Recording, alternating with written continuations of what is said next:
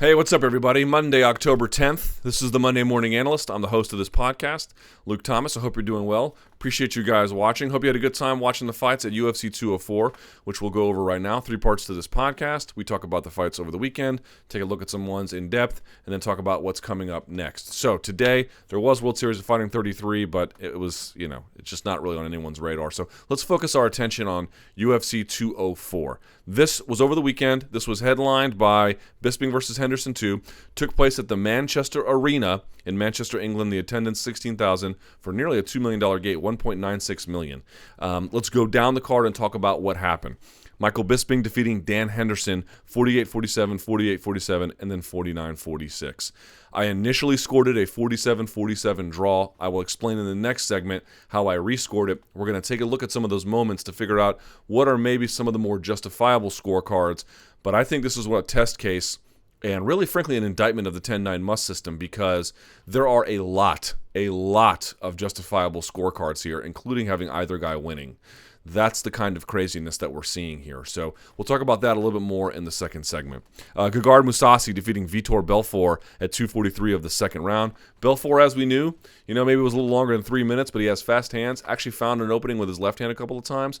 But old Mousasi does the peekaboo, and essentially Vitor thinks that some boxing is coming, and you can see him kind of lean one way or another, and then a head kick comes up. Right? Nice little savage misdirection there by Gegard Mousasi. As for what's next, I don't know. I don't know what they're going to do with him, to be honest. So I hope he gets a big fight. Anderson Silva, maybe. I don't know what they're going to do, but he definitely deserves one.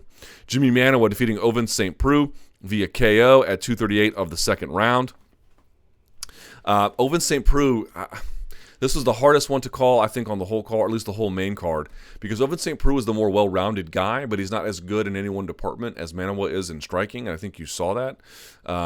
Beautiful digging body shots to the liver from Manuwa. As the jab came, he slips off the center line, right? And then it steps out at the same time at an angle so that he could come back the other way and digs hard liver shots, which obviously enabled him to go right to left and then close the show.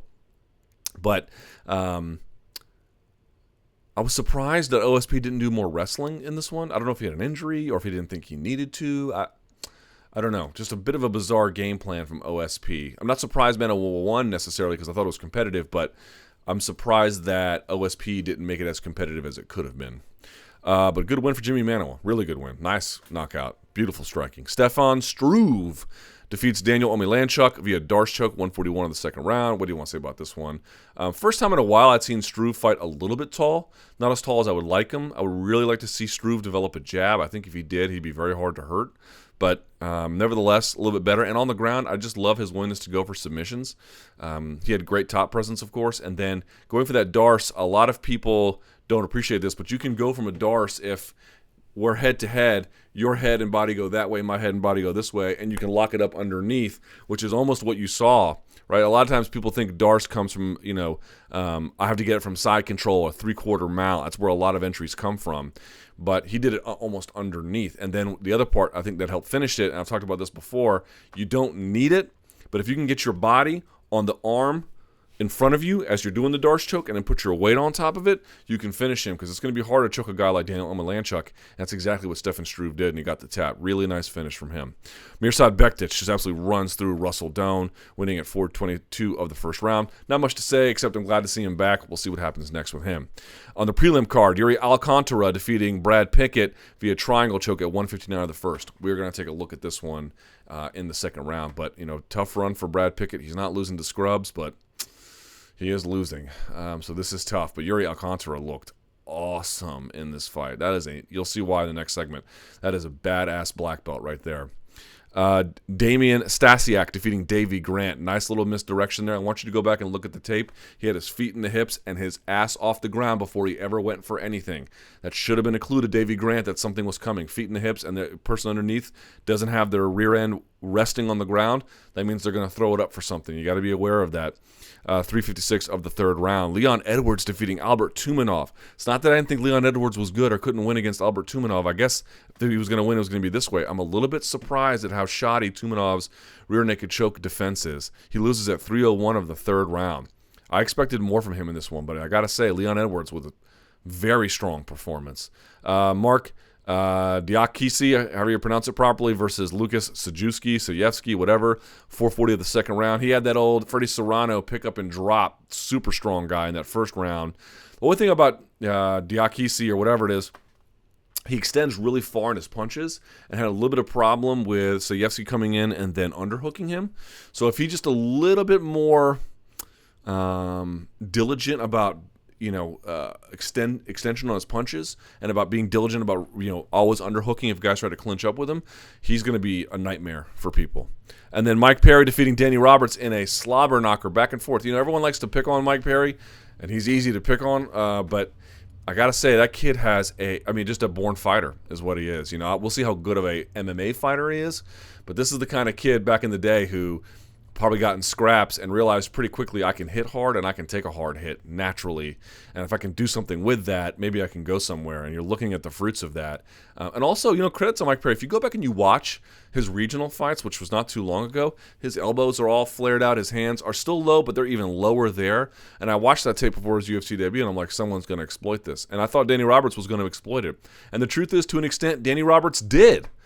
But the chin on Mike Perry is tremendous. I think eventually someone's going to get him and make him pay for it, and we'll see what his ground game's like, although it looked pretty good as he was passing and moving the mount and maintaining back control. But, Mike Perry might be a donkerson, but Mike Perry, he's got some knuckle game too.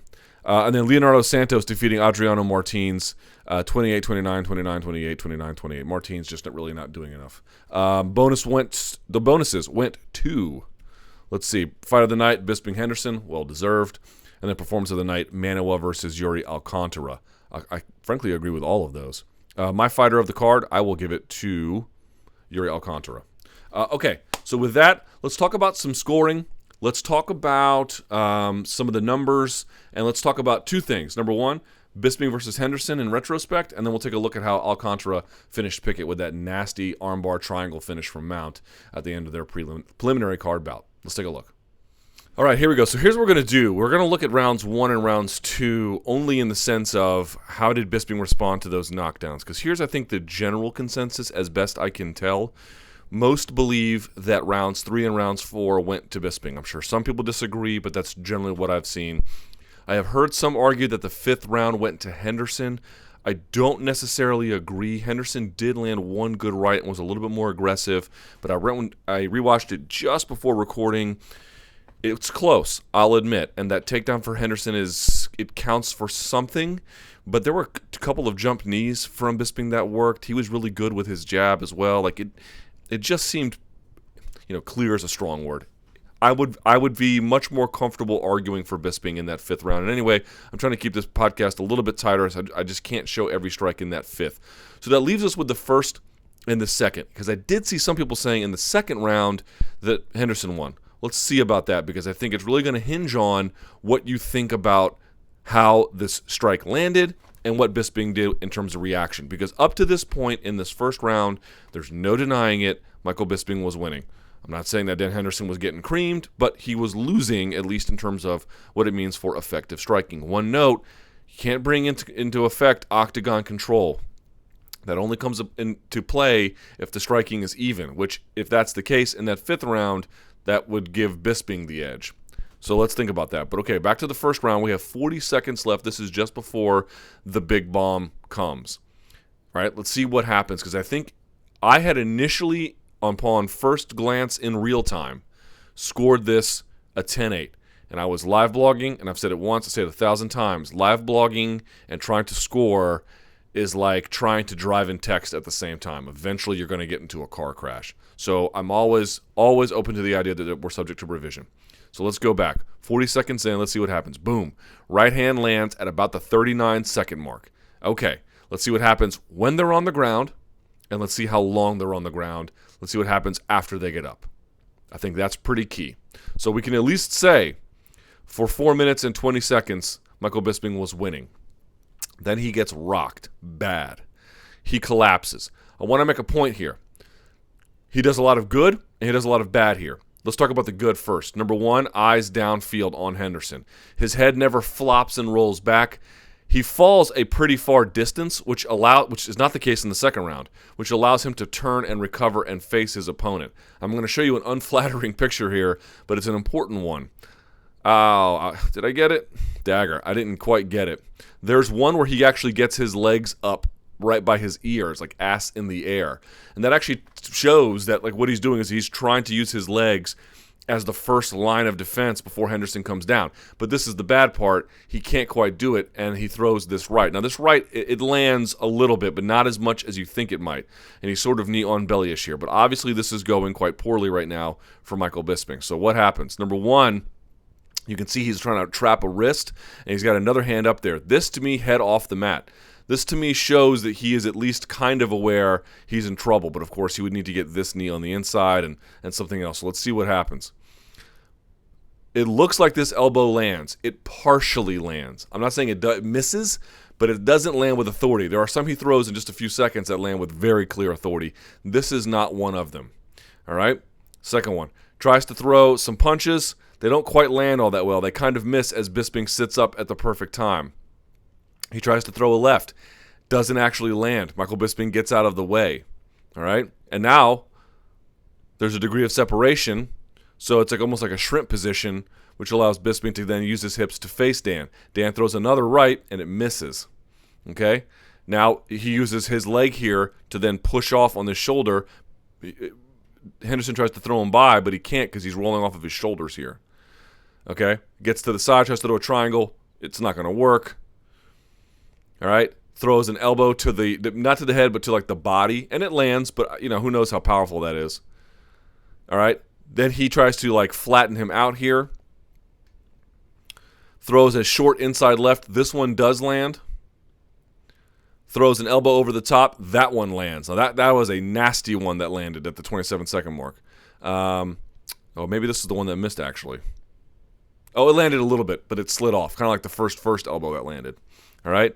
And then he sits up. Now you see Bisping trying to grab control. Interesting that he's gone from side to side because of the way he keeps trying to throw Michael Bisping by, and as a consequence, he's ending up in different sides of side control. But okay.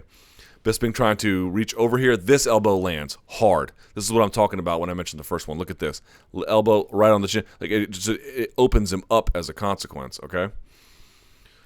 So here we go. I think another shot missed. Another short inside punch missed. Now Bisping is able to get up. Gets on a hand. He's turning away. Henderson's trying to hold on to him. He gets to his feet. He's covering up.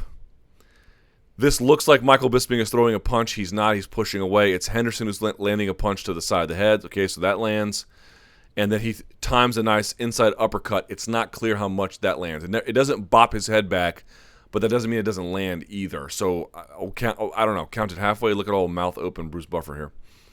All right, and then this is the first time that Bisping throws a strike back. He's gotten to his feet, and he's pushed off here. That's not a punch. This is only a punch from Henderson.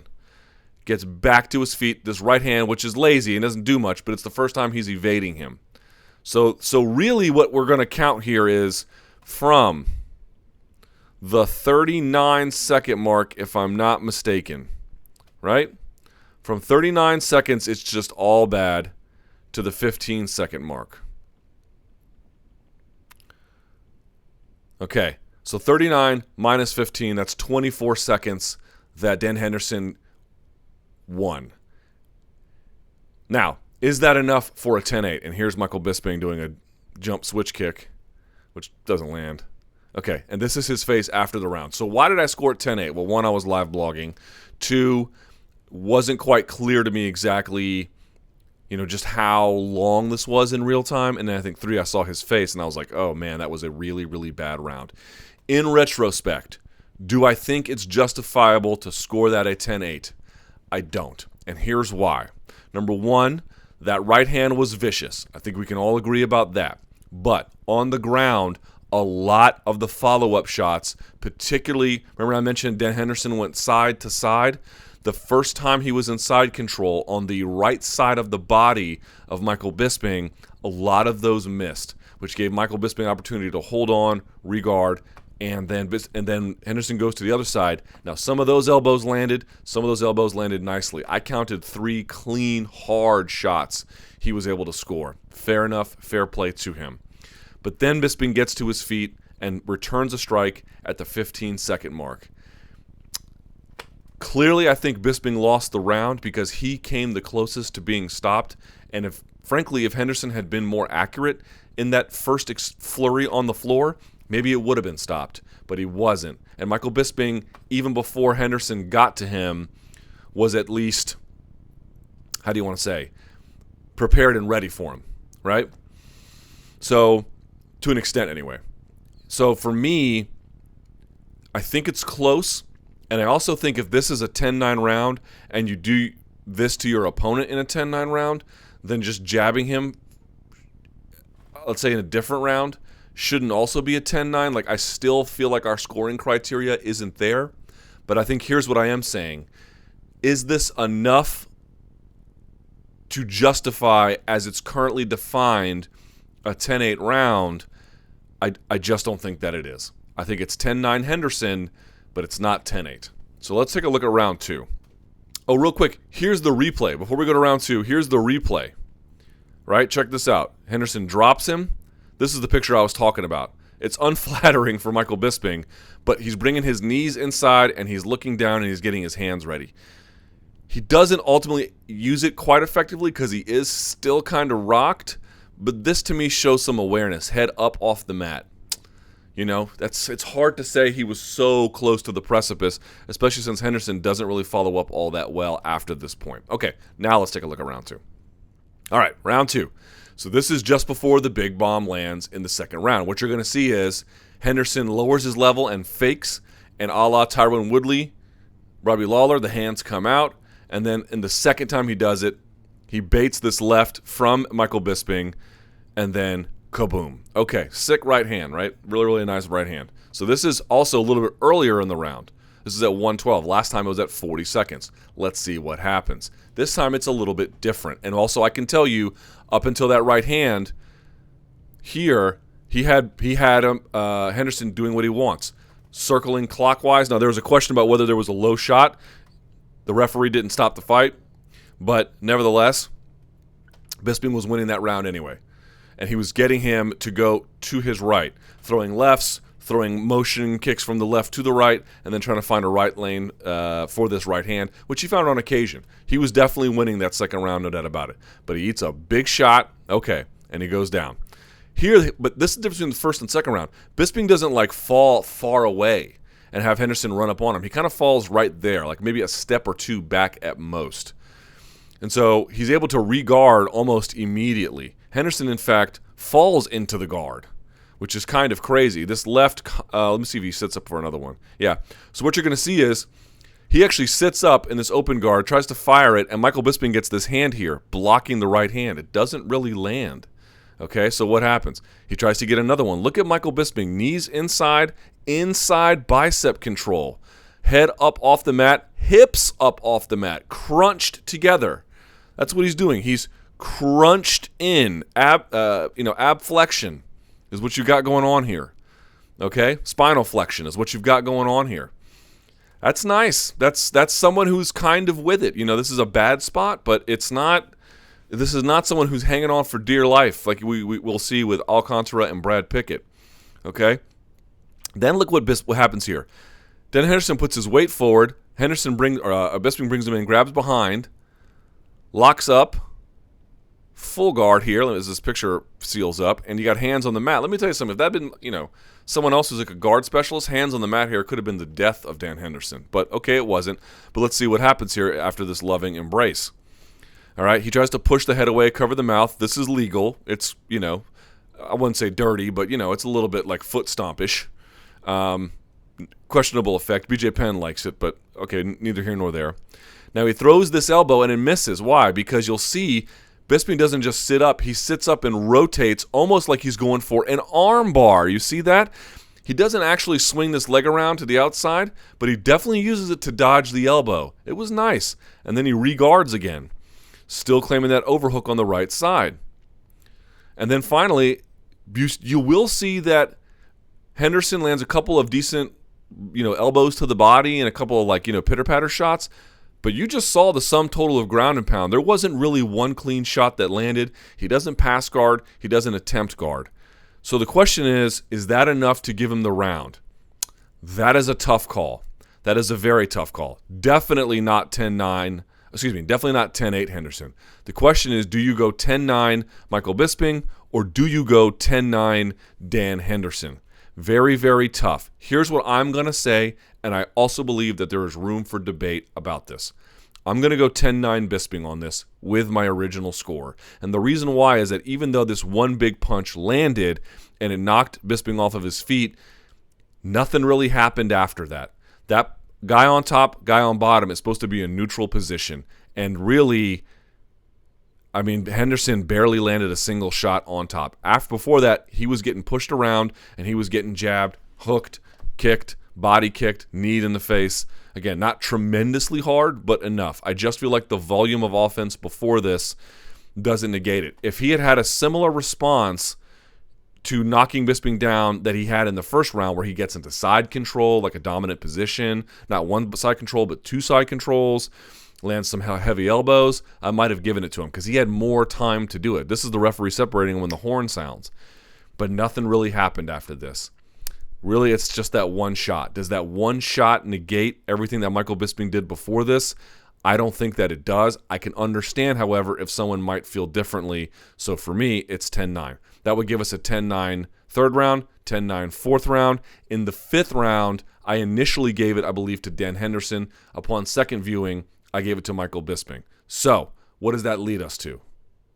That leads us to is, I think these are some of the justifiable scorecards. The original one that I had, I wouldn't back it up upon second viewing, but I think 47-47 a draw is justifiable. I think, and I didn't think this at first, but upon reviewing, I do think it's justifiable. 49-46 for Michael Bisping. You give Dan Henderson round one, and you give the rest 10-9 to Michael Bisping. I also feel like 48-47 Michael Bisping is a justifiable scorecard. You give Hendo the first and last rounds, and you give Bisping the middle three. Any of those would work. I don't see how you give Dan Henderson the fight.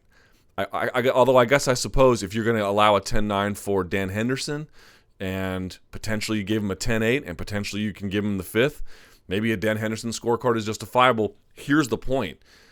Everyone keeps thinking to themselves in this current system, there's one, maybe two scoring criteria in close proximity, or not scoring criteria, scoring outcomes, like let's say 49-46 Bisping, 48-47 Bisping, that are justifiable.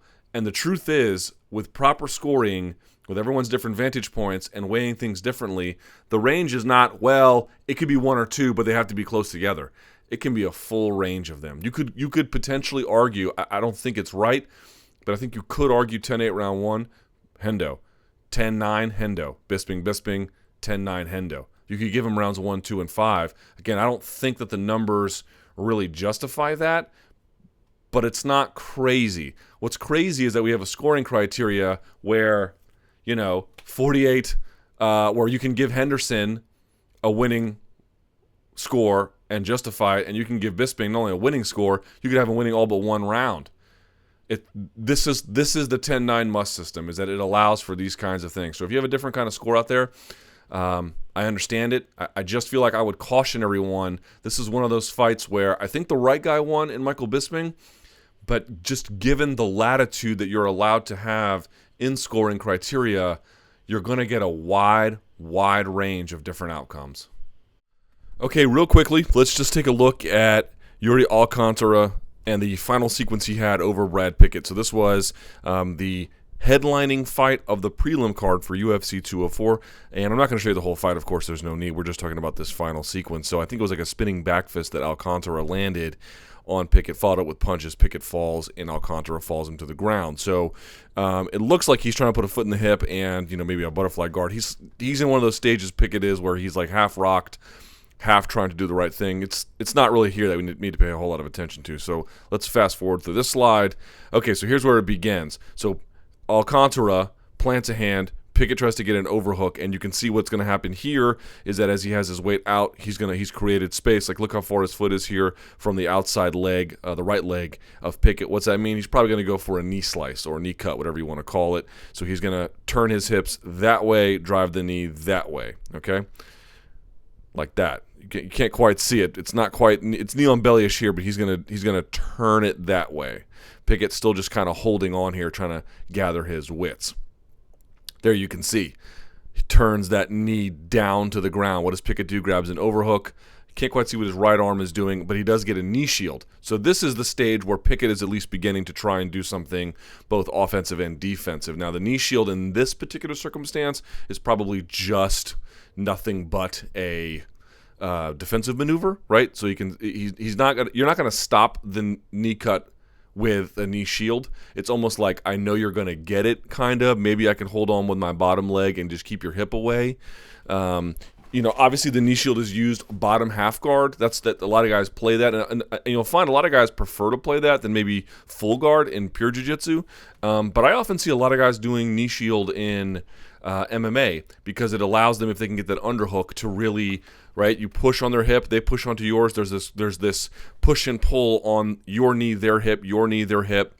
And if you can get, now he does have an overhook here, so this is not this case. I'm just saying, if he gets an underhook here, what he can do is, and assuming he's not getting his head pressed, he can drive that foot out, right? And he can sit up with an underhook, scoot his hips back, go for his own takedown. You get the idea. So a lot of guys like to play with that a little bit. In this particular case, he's just trying to make sure he doesn't get mounted right away, but he will get mounted, and let's see why.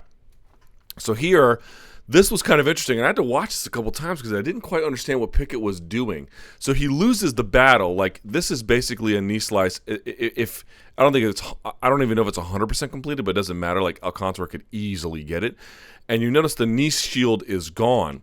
The knee shield is gone because if you go back and you watch the tape, Pickett gives it up. And it looks to me like what happens is when Alcântara finishes the knee slice and comes up, or mostly finishes the knee slice and comes up, Pickett tries to sit up. And to do that, he does what I just mentioned. He takes this knee that's corking in and extends it to sit up, but he doesn't really go anywhere. You need the underhook to do it. So I don't know if he was rocked. We know he was rocked. I'm trying to understand what decision-making he had, because if you just let this go and you don't have an underhook, you're probably not going to get up, even if you have this other hand free. All right, so that's bad. So you can see Alcântara doesn't go right for the mount, but goes to knee on belly. Okay, nothing too much there. Still has the underhook, keeping his weight down. Different ways to do knee on belly. This was the original way I learned, kind of like a seatbelt. I've since changed that. I now put the knee kind of like cross-bodied, a little bit center of the chest. I find that gets a little bit better, but Alcântara, you're going to see, is a nasty black belt, and maybe this was the one he thought was best for him.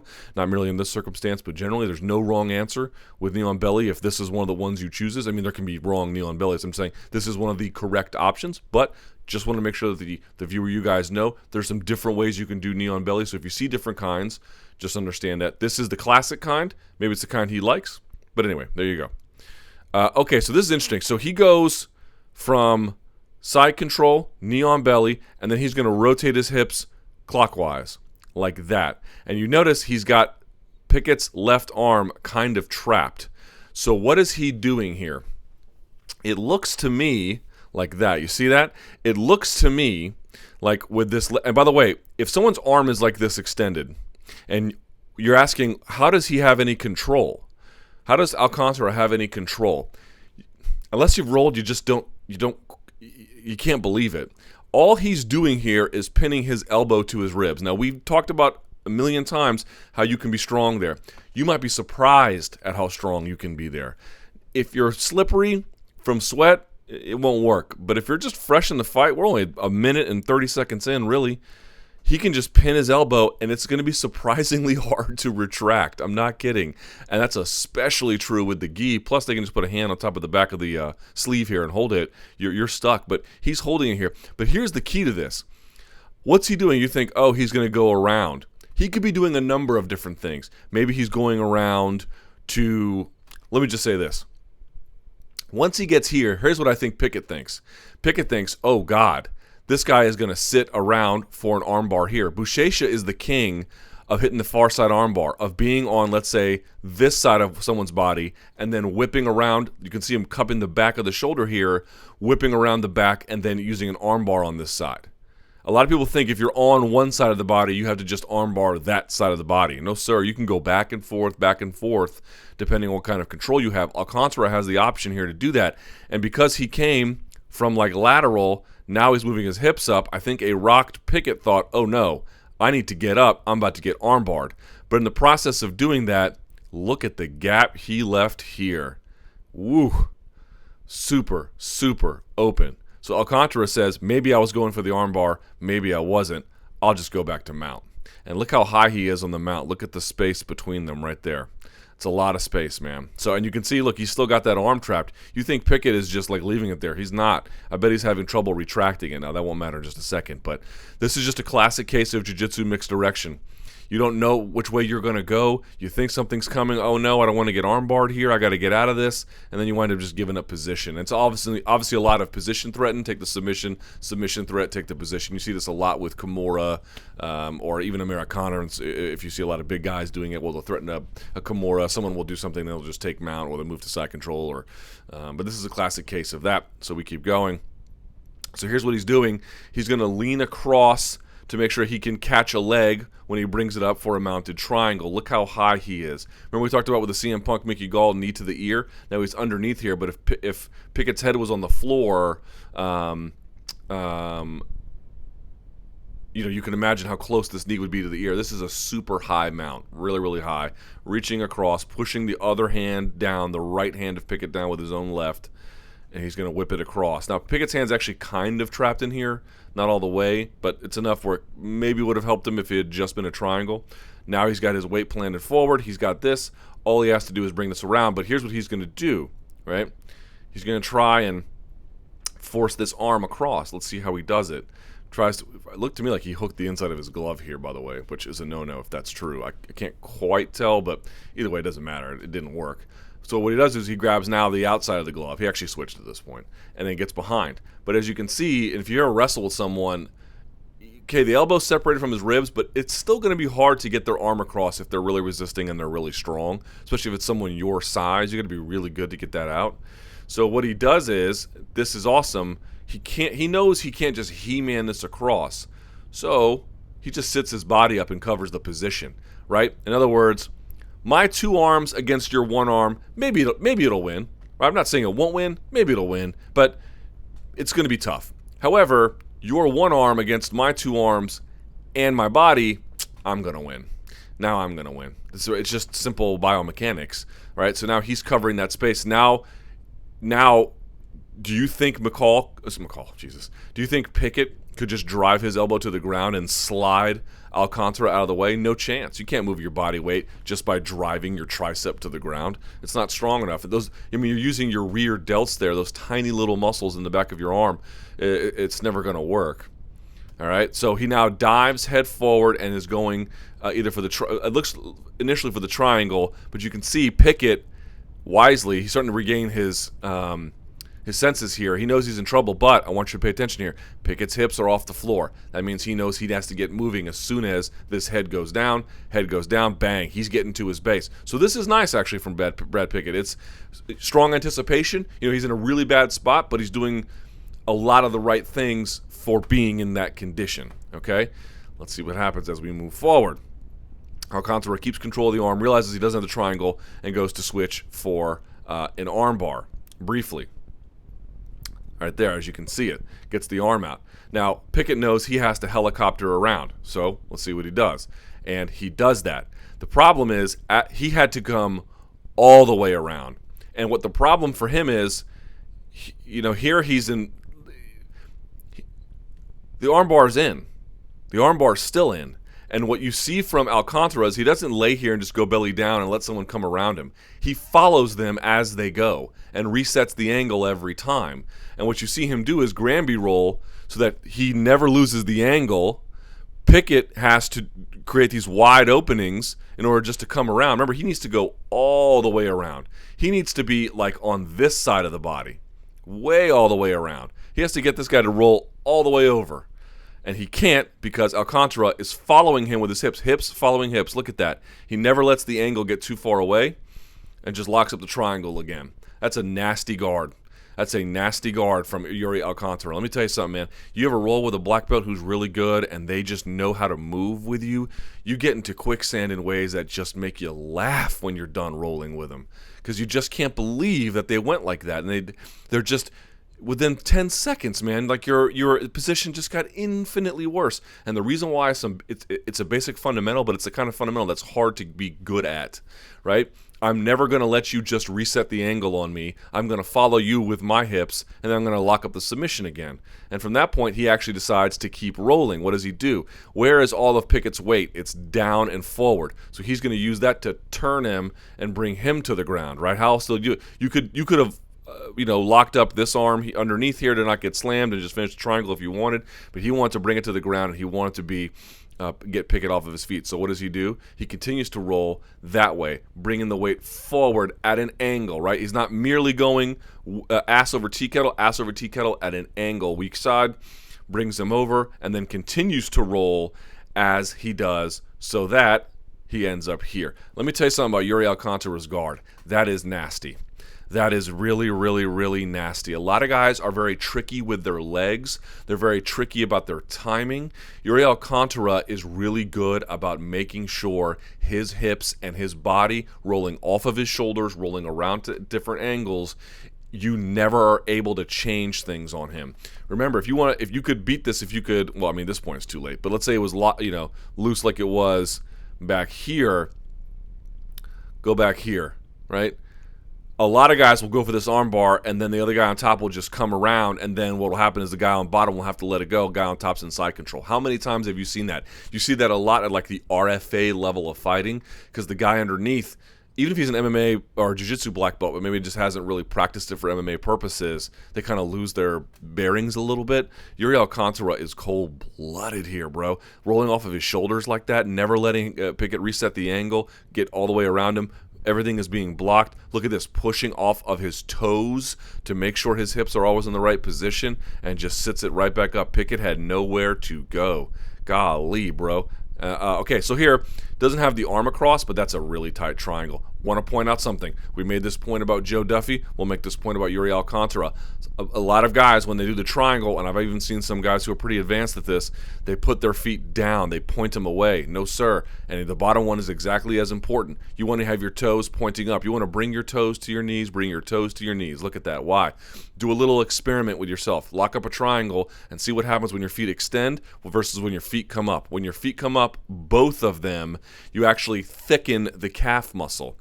Right? You thicken everything underneath. It actually makes it even tighter, and tighter in ways that might surprise you. And you especially might need that if you can't get the elbow across. At this point, though, I think Pickett is so rocked. This triangle is so nice. A lot of the details are very fundamental. Pulling down on the head, Pickett is forced to tap. Let me tell you something about Iuri Alcantara. Wow. Super, super impressive guard. Really excellent finish. My man here just can't believe it. All right, and that concludes examination of the slides from this week. So we always, in the third part, look at what's coming next week. I don't know what's coming next week. It was supposed to be UFC Fight Night, Lamas versus Penn. That is no more.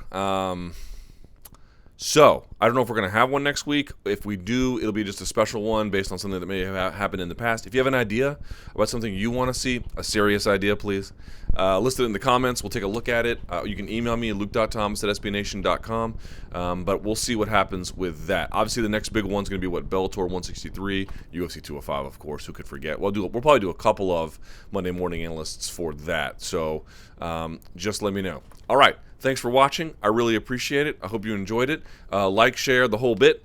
Thumbs up, and let folks know about it. And if you do, you're the best person in the universe. Thank you, guys. Glad you watched. Really appreciate it. Until next time, enjoy the fights.